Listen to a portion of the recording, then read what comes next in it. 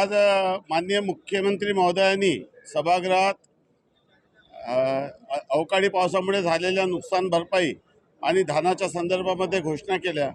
आम्ही विशेष करून धान उत्पादक शेतकऱ्यांचा प्रतिनिधी आहोत, तसंच इतर पिकं कापूस, सोयाबीन आणि इतर सर्व पिकांचं प्रतिनिधित्व करत आहोत।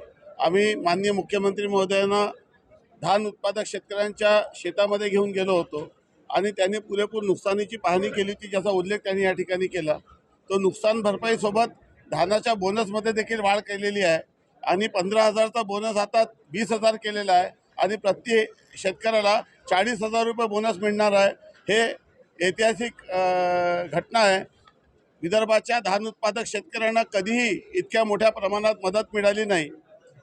एका शेतकऱ्याला 40 हेक्टरपर्यंत बोनस देणं हे खूप मोठा निर्णय आहे आणि नुकसान भरपाईसोबत बोनसचाही निर्णय या ठिकाणी झालेला आहे। त्यामुळे शासनाचे सर्व आम्ही शेतकऱ्यांच्या प्रतिनिधी म्हणून शासनाचे आभार मानतो, माननीय मुख्यमंत्री महोदयाचे आभार मानतो आणि सरकारला आम्ही आता विनंती केली आहे की हे जे बोनस आहे ते खरेदी केंद्रावर ज्यांनी धानाची नोंद केली आहे त्याला दिला जात होता, परंतु मला आणि आम्हा सर्वांना माननीय मुख्यमंत्री आणि उपमुख्यमंत्री महोदयांनी आश्वस्त केलं आहे की आता जो बोनस आहे तो बोनस ज्यांनी 7/12मध्ये पीक पेरलं आहे त्याला देखील या ठिकाणी द्यावं आणि हा एक मोठा निर्णय होईल। असं झाल्यास हे मी आपल्याला सर्व शेतकऱ्यांना या माध्यमातून सांगू इच्छितो।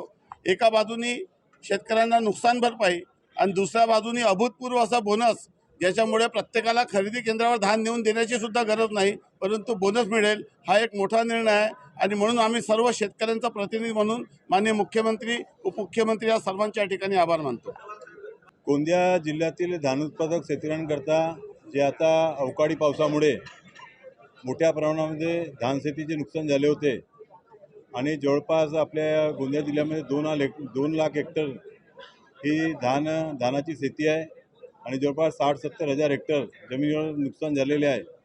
त्यामध्ये आपल्या सन्माननीय मुख्यमंत्री महोदय आपले एकनाथजी शिंदे आणि उपमुख्यमंत्री महोदय आपले देवेंद्रजी फडणवीस साहेब, अजित पवार साहेब यांचे मी खूप खूप आभार व्यक्त करतो की त्यांनी जे आपली कोरडवाहू जी जमीन आहे त्याच्या नुकसानीकरता 13,600 रुपये प्रति हेक्टरप्रमाणे आणि 3 हेक्टरच्या मर्यादापर्यंत आणि जे वलिताखाली जी जमीन आहे ज्याला आपण बागायती म्हणतो त्याच्याकरता 27,000 रुपये प्रति हेक्टरप्रमाणे 3 हेक्टरपर्यंतची मर्यादापर्यंत मदत करण्याची घोषणा या ठिकाणी केलेली आहे। आणि त्याचप्रमाणे जे धान उत्पादक शेतकरी आहेत त्यांना मागील वर्ष 15,000 रुपये प्रति हेक्टर बोनस मिळाला होता, परंतु यावर्षी 20,000 रुपये प्रति हेक्टर बोनस आणि 2 हेक्टरपर्यंत म्हणजे 40,000 रुपयापर्यंत धान उत्पादक सर्व शेतकऱ्यांना बोनस मिळणार आहे। आणि जर आपण नुकसानीचा विचार केला, आतापर्यंत फक्त ही मदत 2 हेक्टरपर्यंत शेतकऱ्यांना मिळत होती, परंतु ती यावर्षी वाढून 3 हेक्टरपर्यंत शेतकऱ्यांना मदत मिळणार आहे। आणि पूर्वी जे NDRFचे नियम आहेत त्या नियमाप्रमाणे 6,800 आणि त्याचे डबल म्हणजे जे बिना वलीचे जे शेतकरी आहेत कोरडवाहू त्यांना 13,600 रुपये म्हणजे डबल मदत केली आहे।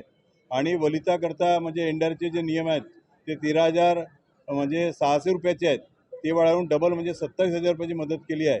म्हणजे एकीकडे NDRFच्या नियमापेक्षा डबल मदतही केली आहे आणि दुसरीकडे 2 हेक्टरपेक्षा वाढवून ती 3 हेक्टरपर्यंत केली आहे। म्हणजे आता जवळपास 6 पट ही सर्व मिळून मदत मिळणार आहे। आणि म्हणून आम्ही मुख्यमंत्री महोदयांचे निश्चित रूपाने खूप खूप या ठिकाणी आभार व्यक्त करतो आणि या महायुतीच्या शासनाचे सुद्धा आम्ही धान उत्पादक शेतकऱ्यातील प्रतिनिधी म्हणून त्यांचे खूप खूप आभार व्यक्त करतो। नक्कीच आजच्या ह्या घोषणामुळे माननीय मुख्यमंत्री महोदयांनी बोलले होते की विधानसभेमध्ये आपण घोषणा करू आणि भूतन भविष्य मागच्या आपण जो अभ्यास केला, माहिती घेतली तर 15,000 हायेस्ट होता आणि ह्यावेळेस त्याच्यापेक्षा जास्त म्हणजे 20,000 जे घोषणा केलेली आहे। आता सगळे डिटेल्स सांगितलंच अग्रवाल साहेबांनी। नक्कीच आम्हाला खूप खूप अभिनंदन करावंसं वाटतं मुख्यमंत्री महोदयाचं आणि संपूर्ण मंत्रिमंडळाचा की विदर्भात हा अधिवेशन आता सार्थक झाल्यासारखं वाटते की विदर्भात येऊन विदर्भाला प्रत्येक वेळेस न्याय मिळत नव्हता, आता ह्या घोषणामुळे विदर्भाच्या लोकांना न्याय मिळेल। इतकंच नाही तर ते 15ला आणि 19ला म्हणजे दोन्ही जे कर्जमाफीचे जे होतं त्यांनासुद्धा उरलेल्या लोकांना मिळेल। इतकंच नाही तर प्रोत्साहन जे होतं जे रेग्युलर भरणार आहेत त्यांनासुद्धा ह्या घोषणामधून त्यांना लाभ मिळेल आणि तशी तरतूद करण्यात आलेली आहे। नाही असं आम्ही अन्न प्रश्न नाही, आम्ही आता कंपॅरिझन इतर विभागाशी करतो की आमच्या विदर्भामध्ये नागपूर विभागामध्ये जास्तीत जास्त निधी कसे आणता येईल बघा आशिषजीचे असेल, माझ्या असेल, अग्रवालजीचे असेल, पूर्वी आम्हाला निधी मिळत नव्हती. आज पूर्वी 5-50 कोटी मिळायचे तर खूप झाले. आता आम्ही 100, 200, 500 कोटीपर्यंत, आम्ही 1000 कोटीपर्यंत आम्हाला निधी मिळते. तर आता हे विदर्भामध्ये अन्याय होतं असं नाही आहे. ठीक आहे, कमी प्रमाणात असेल, अजून आम्ही वाढवू. परंतु पूर्वी पश्चिम महाराष्ट्रामध्ये खूप जास्त निधी जायची, विदर्भात येत नव्हती.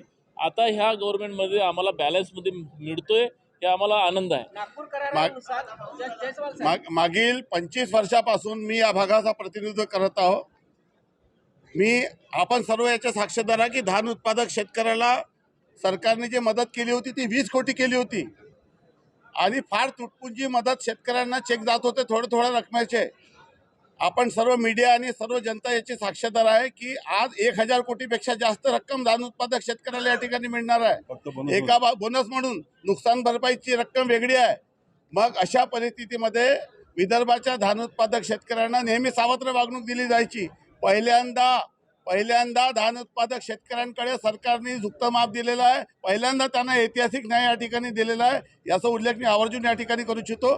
पीक विम्याची रक्कम असेल, नुकसान भरपाईची रक्कम असेल, शेतकऱ्यांना नमो किसानप्रमाणे CM किसानचे पैसे असतील, नियमित कर्ज भरणारा शेतकऱ्यांना 50,000 असेल, त्याच्याशिवाय बोनस, हे शेतकऱ्यांसाठी मोठी दिलासादायक बातमी आहे. हे मी या बाब आवर्जून आपल्याला ठिकाणी सांगू इच्छितो.